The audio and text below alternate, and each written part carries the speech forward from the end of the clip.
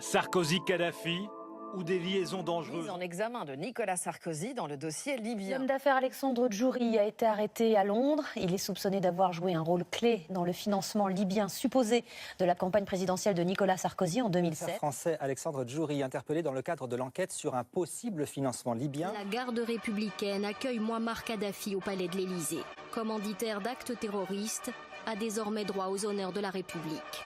C'est à cet homme-là que le président français serre la main. La justice française soupçonne le candidat Nicolas Sarkozy d'avoir reçu des financements occultes du colonel Kadhafi. Derrière, il y a deux personnes, Alexandre Djouri et Béchir Saleh, le directeur de cabinet de Mouammar Kadhafi.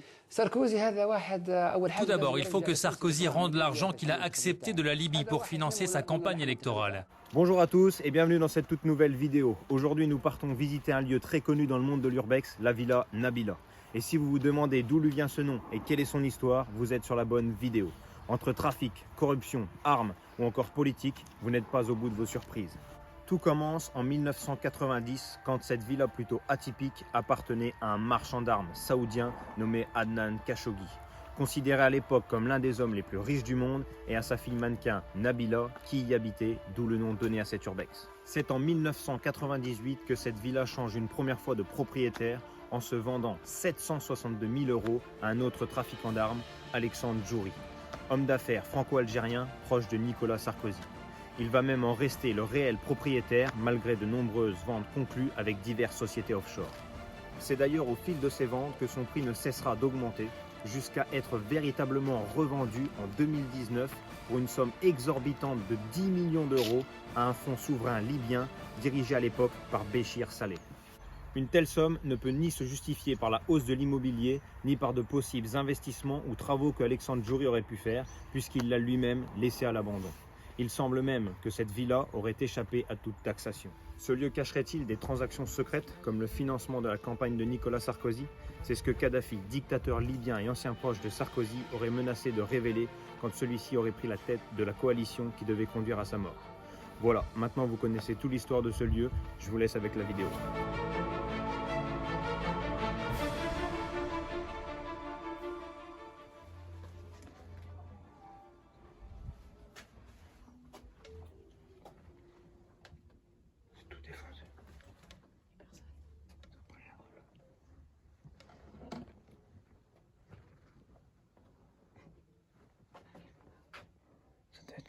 Une salle de cinéma.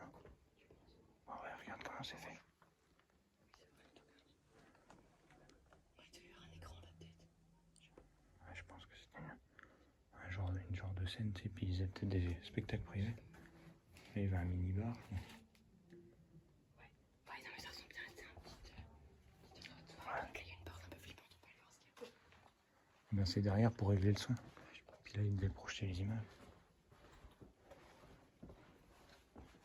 C'est les loges même. C'est même les loges, je pense. C'est des coussins, les portes, c'est les mêmes. Ah ouais, ça monte là. Ouais, bah c'est pour l'insonorisation. Regardez là. Ça, c'est le bord d'une porte. Vous voyez, c'était tout insonorisé, tous les murs. Donc là, ils devaient faire des spectacles, des soirées. Là, ça devait être les salles de grande douche. Ouais, c'est juste un placard.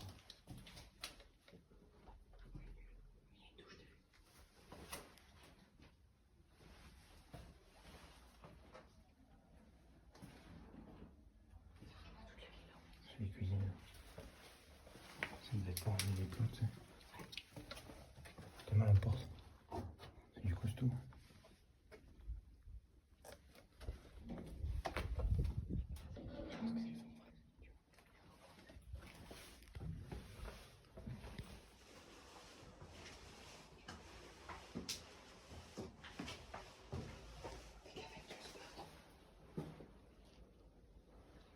Il y a une porte super étrange.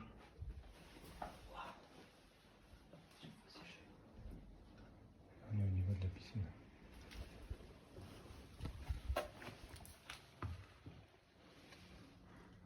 Là, il y a juste une pièce. Je pense que ça soit les vides dans la ville. Ouais, ça a l'air tout vide. Ça, par contre, c'est joli. Regardez comme c'est beau. Le petit mur, juste là. Avec l'eau qui devait passer derrière, regardez.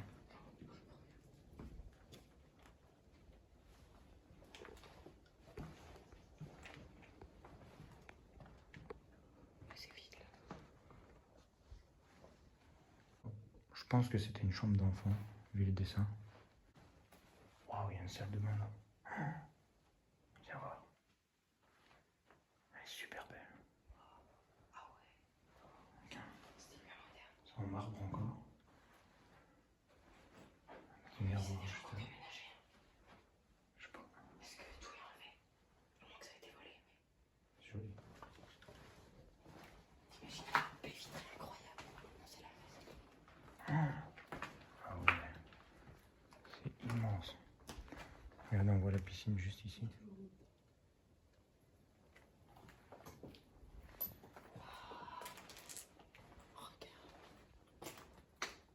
Donc là, juste ici, on a la piscine. Ça devait être super beau quand rien n'était cassé. Regardez le balcon là-haut, avec les endroits pour ranger sûrement des trucs. C'est impressionnant.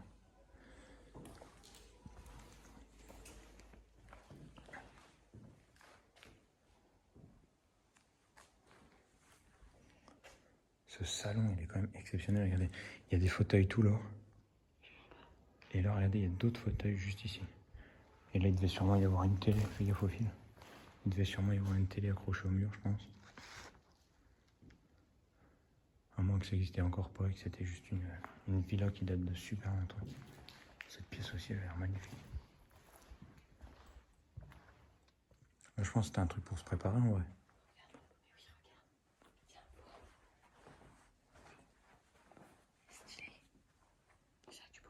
Mais quoi?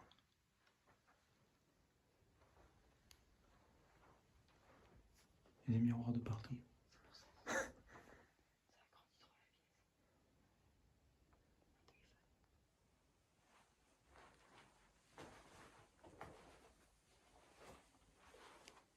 En toilette. Ouais, c'est vraiment beau. Regardez juste ici l'oiseau.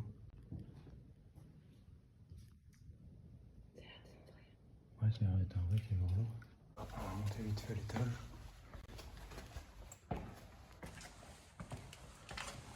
C'est assez étroit. Regardez les rangements. Là, il devait y avoir des petits volets. Et là, un petit coffre-fort qui est vide, bien sûr.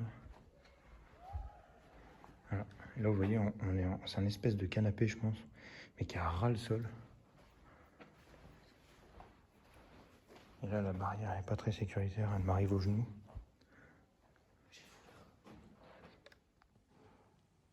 Mais c'est super beau. Encore des rangements juste là.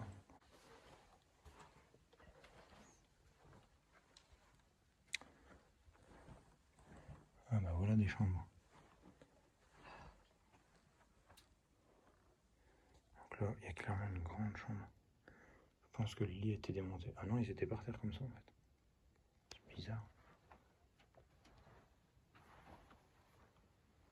Waouh, il devait y avoir une baignoire encore là.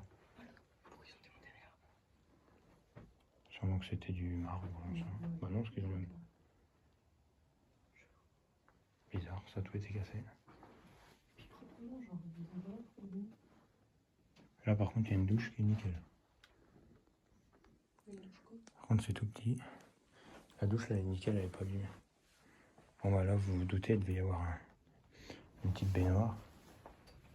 Ah, regardez, vu d'ici, on a la vue sur la piscine. Qui est juste là.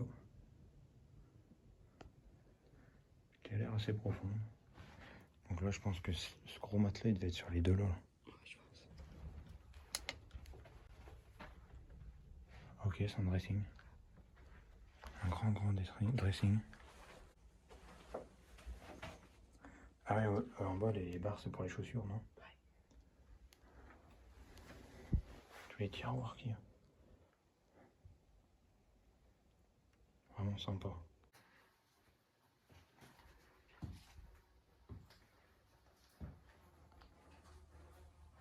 Voilà, une grosse cuisine.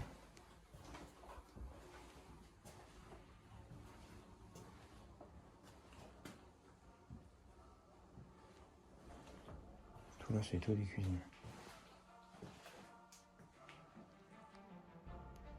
Voilà, des fourneaux, Malgré que ce lieu ait été squatté et vandalisé, l'architecture très originale le rend unique. Et pour parler propriétaire, on ne sait pas aujourd'hui qui en est le véritable, mais les charges n'ont pas été payées depuis 3 ans, ce qui confirme l'abandon total de cette villa. Donc là on a fait toute la partie maison, c'était assez vite fait parce qu'il ne reste pas grand chose. Là je vous montre vite fait la piscine.